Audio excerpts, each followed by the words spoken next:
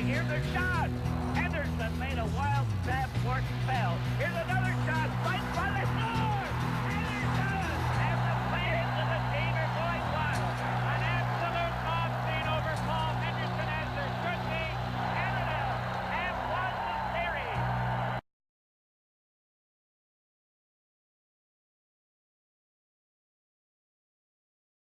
We were Canadians. Hockey united us. The only thing that might unite us as much would be a war. They were able to win 3 out of 4 on Oslo ice.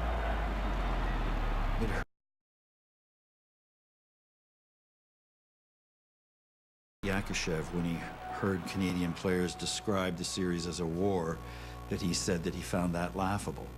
The Soviet Union lost about 25 million people in World War II.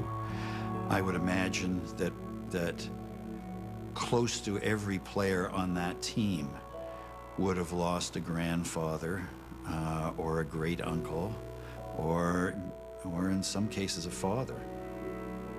So for us, it's kind of a figure of speech. For them, it's a reality.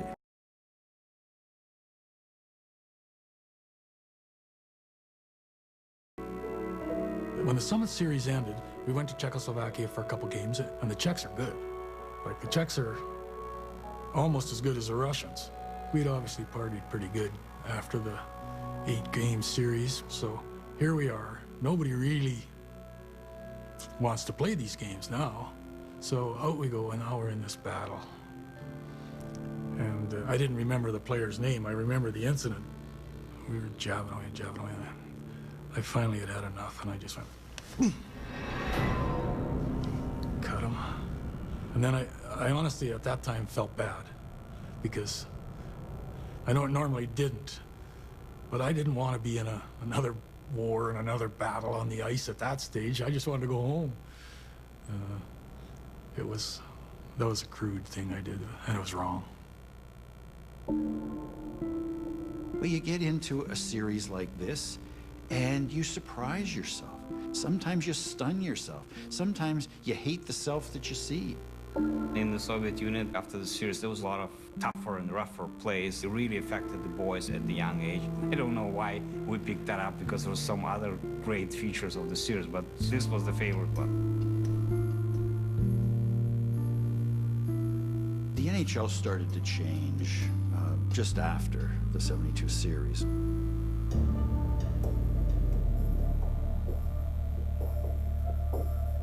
We played the game hard. We played the game with the same group of guys pulling on the same rope at the same time for the same reason. And we won the Stanley Cup. You could never apologize for doing that. He was the captain of the team, and he went out there, and guys knew it, that he would do anything to win the game. I admired a lot about the Flyers. I admired Bernie Perron. I admired Bobby Clarke.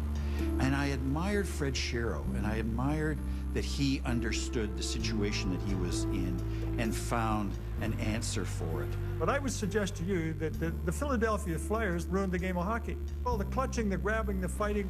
What people don't realize is that Fred Shero went over to Russia after the 1972 series because he'd seen the Russians, and he said, my God, there's a lot we can learn from these guys. And so he brought some of this hockey culture and this hockey system to his Philadelphia Flyers.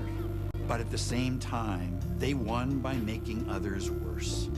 They won, through intimidation. That's why the 76 Stanley Cup meant the most to me.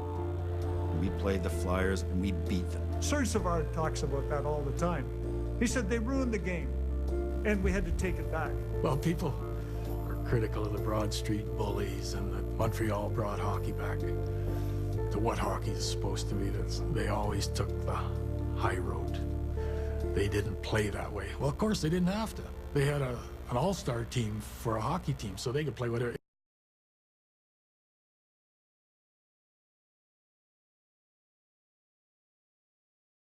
Crosby up with it there. Punched along to Jerome McGinley. Crosby scores! It's over! The gold medal to Canada!